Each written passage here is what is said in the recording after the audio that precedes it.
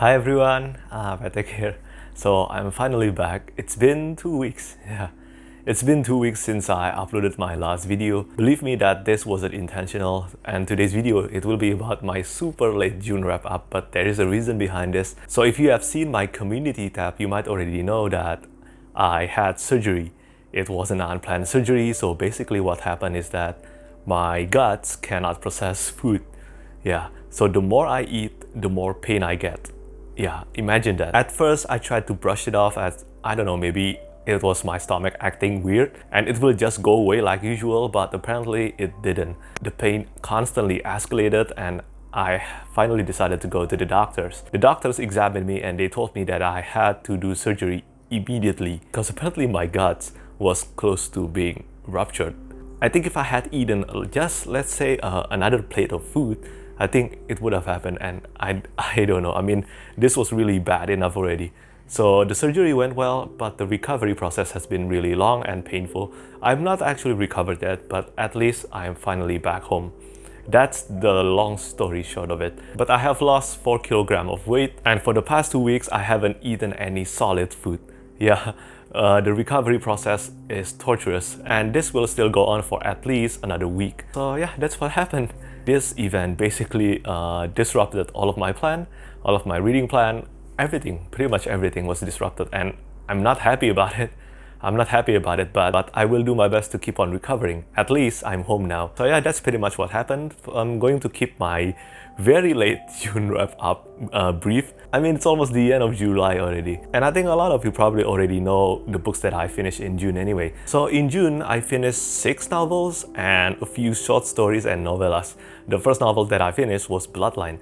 Bloodline is the 9th book in the Cradle series by Will White. I've talked about this series quite a lot of times on this channel. It is one of the most successful self-published fantasy series of all time, I think. And Bloodline is, in my opinion, the best book of the series so far.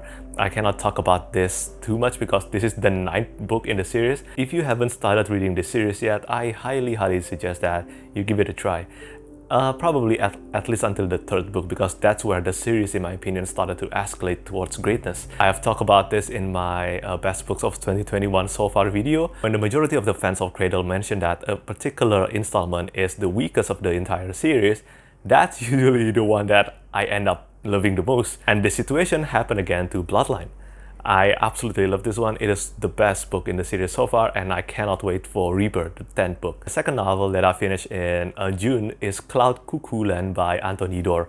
It is very unfortunate because I was quite looking forward to this one. I couldn't really click with Doerr's writing, but I thought that would change in this book, in Cuckooland, because this one has been praised so much by a lot of reviewers. A lot of reviewers, librarians, and booksellers have praised this book immensely. And well, at first, it really did start out that way, but unfortunately, the same thing happened. I couldn't really click with the writing style. But I think if you love a book like Cloud Atlas, I think you really should give this one a try. Especially if you love All the Light We Cannot See, then yeah, give this one a try, because Doerr's writing sometimes were just so beautiful, and the ending of this one is very satisfying in my opinion. The themes of a book transcending the past, present, and future is very evident in Cuckooland, and I really love the theme that Anthony Doerr tried to convey in this book. Then the next book that I finished is The Rose and the Thorn by Michael J. Sullivan. This is the 2nd book in the Rhyria Chronicle series. I have mentioned how much I love The Crown Tower, which was the 1st book. This one was another great one. Seriously, the more I read about the prequel stories of Royce and Hadrian, the more I fell in love with their characters. But there is a difference between The Crown Tower and The Rose and the Thorn. In The Crown Tower, it is almost completely focused on Royce and Hadrian and how they met each other, and also Gwen. But in The Rose and the Thorn, the cast is larger, and yes, if you have read the Rhyria Revelations, you will see a lot of familiar characters in their younger state here. The Rhyria Chronicles is a prequel series done absolutely right. Seriously, I think by the time I'm rereading Rhyria Revelations in the future, I definitely will do that, and I think my experience will have improved significantly because of reading through this prequel series. I cannot wait to read that of Dulgat probably next month. And then the next novel that I finished in the month of June is The Daughter of the Empire by Raymond E. Weiss and Jenny Wirtz. This is the 1st book in the 4 Empire trilogy, and I have done a full spoiler-free review on this one. Let's just say that I absolutely love this book. I think it is incredible, and I cannot believe that this was published more than 30 years ago. It's so good, so good. I have actually finished the second book while I was in the hospital, and it's another brilliant one. It's crazy how good this series is. Then the next book that I finished in the month of June is The Dragon's Path by Daniel Abraham. This is the first book in the Dagger and the Coin series, and I love this one. But there's one thing that I have to mention, that Daniel Abraham's, his books, especially his fantasy books, the beginning can be a struggle. I'm not kidding. This was the same in the Long Price Quartet. The first book was Shadow in Summer. Yeah, the first half of that book was a struggle for me to get through, and it happened again in The Dragon's Path. Honestly speaking, I actually almost gave up. I almost gave up reading through The Dragon's Path. I'm very fortunate and I'm very thankful that I didn't, because the second half improved significantly. Daniel Abraham's characterizations is so incredible. All the main characters have distinct personality, but one of the main characters in this series, Gather Paliako, is so complex and so interesting. But seriously, Daniel Abraham is one of the writers, in my opinion, that really can capture George R.R. Martin's brilliance in writing. That's in my opinion. I have also finished the second book in the series.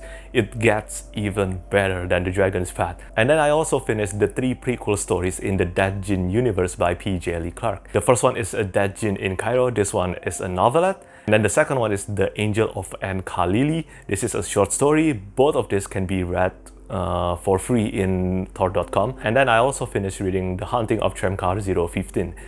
All 3 are great in their own way, and they all serve as a prequel to the main novel, A Master of Jinn, which was just super damn fun. I just finished it today.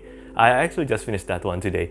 Again, I'm sorry about this because I feel like I'm talking about my June wrap-up and July wrap-up together, but I will be talking about my July wrap-up in more detail in that video. But anyway, if you're interested in A Master of Jinn and you're still not too sure about buying the book, I think these short stories and novelettes are really a good place to start. There is another novelette that I finished. It is called Firstborn. It is by Brandon Sanderson, and I love this one. This is a sci-fi novelette. It is a very short one, and it is packed with enough characterizations, just like all of Sanderson's books. I loved it, and as usual, if Brandon Sanderson wanted to, he could definitely expand the story here, but hopefully he will stick to Cosmere for a while, because he still has a lot of books to write in Cosmere.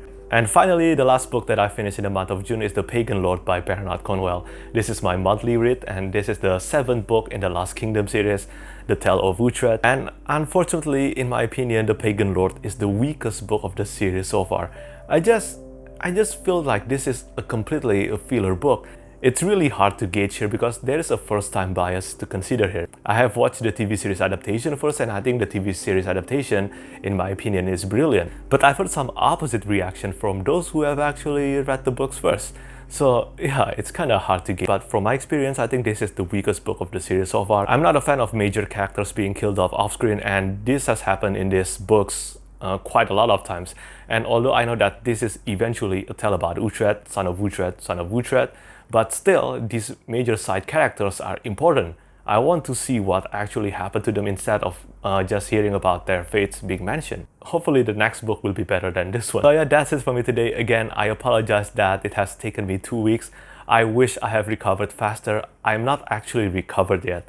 And not gonna lie, I really want to eat solid food. Hopefully that can happen soon. And once again, I just want to say thank you so much for all the kind messages and the patience. All of you have been really kind and supportive of my channel, and I'm really thankful. Seriously, I'm really thankful. And seriously, please take care of your health. I'm not kidding. Being hospitalized is a nightmare. And I sincerely hope that none of you ever experienced it. So yeah, bye bye.